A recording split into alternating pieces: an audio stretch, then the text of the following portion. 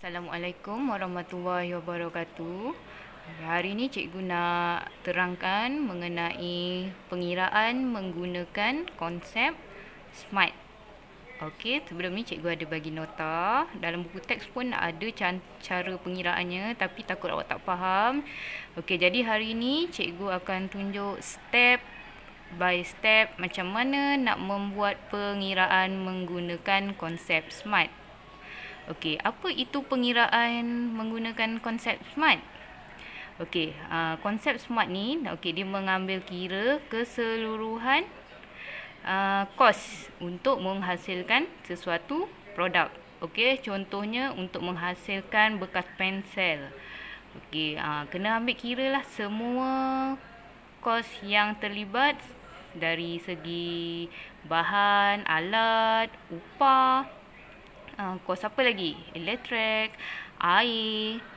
Kalau ada pengangkutan, boleh gunakan sebagai masukkan sekali. Okey. Okey, seterusnya awak buka buku teks awak, buku RBT muka surat 41. Okey, ni cikgu salin balik. Cikgu nak tunjukkan macam mana pengiraan konsep SMART. Okey, sebagai contoh, sekarang ni kita nak kira untuk penghasilan apa ni? Bakul serba guna. Okey, berapa kuantiti yang diperlukan? 100 set. Okey.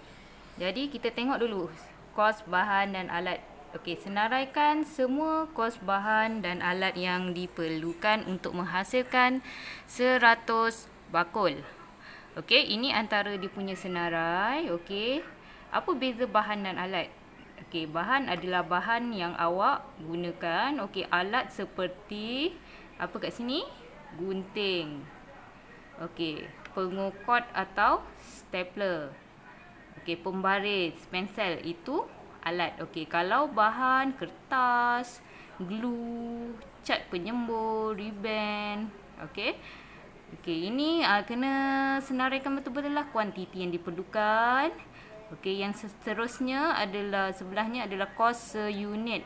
Maksudnya kos kalau 100 keping, RM1.50 adalah untuk 1 keping. Okey, jadi jumlah untuk kertas keras berapa? Okey, 100 keping darab RM1.50. Jadi awak akan dapat RM150 untuk 100 keping. Okey, sama juga dengan bawahnya. Kertas warna luksina 50 keping. Okey, harga seunitnya 50 sen. Okey, nak dapatkan harga 50 keping, darab 50 darab 50 sen, dapatlah RM25. Okey, di sini cikgu ingin sebutkan. Okey, kalau dekat atas dia ni awak ada tulis nilai RM. Dekat bawah dia ni, dekat depan nilai ni awak tak perlu tambah RM. Kalau awak tak tulis RM dekat atas dia ni, okey, dekat bawahnya ni kena ada RM. Okey. Okey, jadi untuk kos bahan dan alat semua sekali adalah RM220. Okey, yang seterusnya adalah kos upah. Okey, awak buat produk, takkan awak buat sorang-sorang.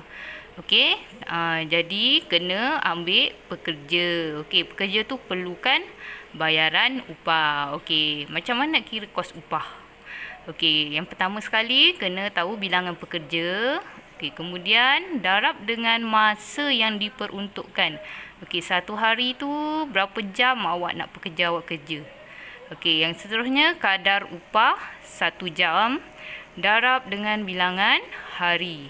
Okey, contoh kat bawah ni, okey, dalam buku teks tu, okey, bilangan pekerja yang diperlukan untuk menghasilkan bakul adalah seramai 5 orang. Okey, masa yang diperuntukkan untuk satu hari bekerja 8 jam.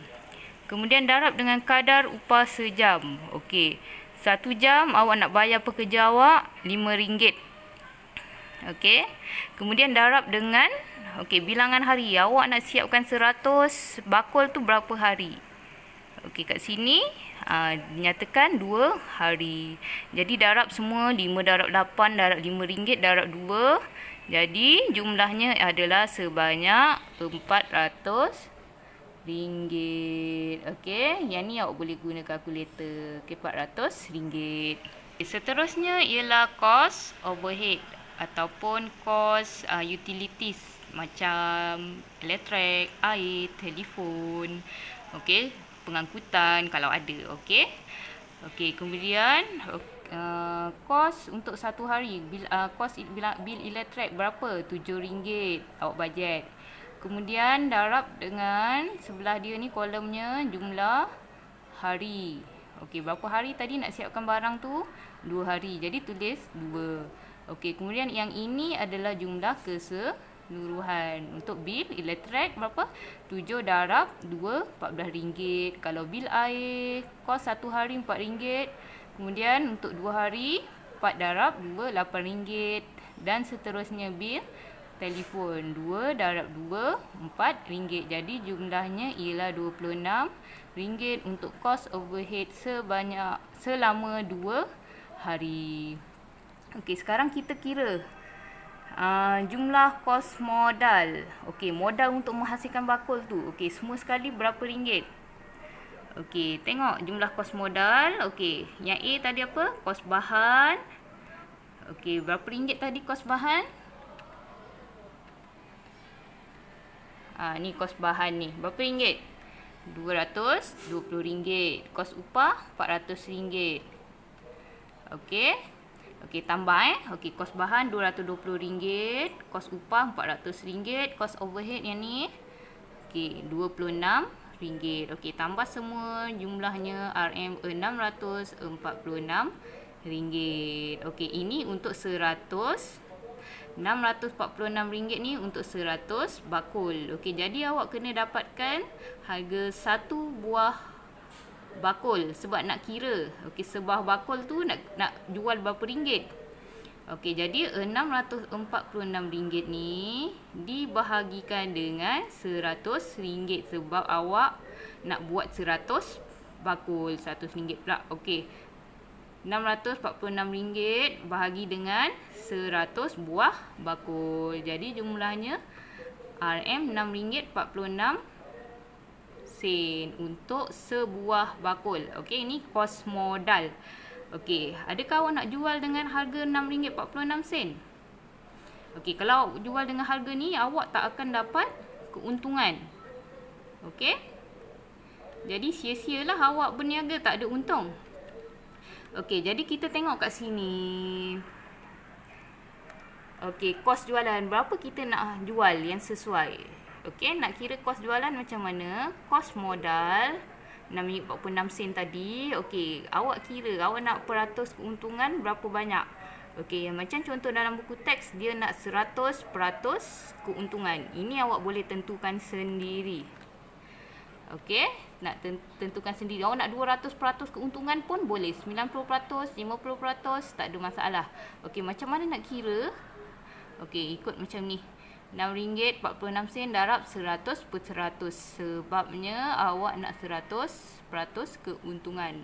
Okey, jadi jumlahnya RM6.46. Awak nak untung satu bakul RM6.46. Okey, jadi tambah je lah.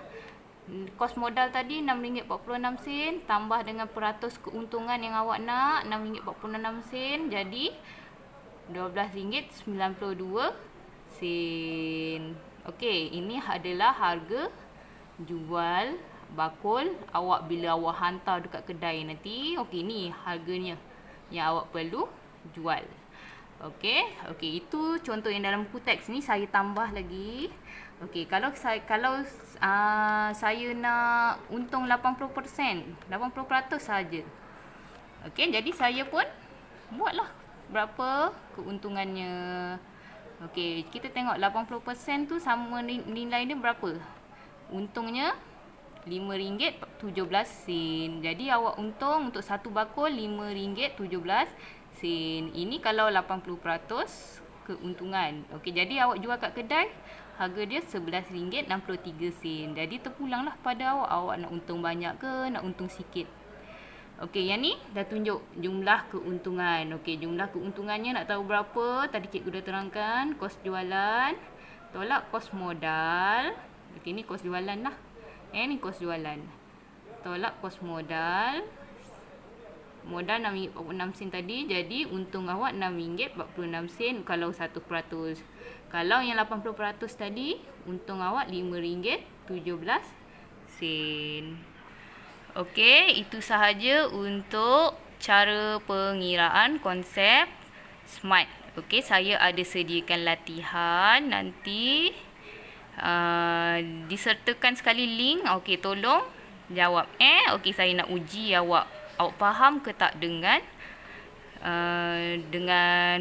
cara pengiraan yang telah saya tunjukkan tadi. Okey, kalau ada masalah nanti awak boleh WhatsApp dengan ataupun awak tanyalah cikgu awak yang ajar RBT. Okey, sekian. Terima kasih.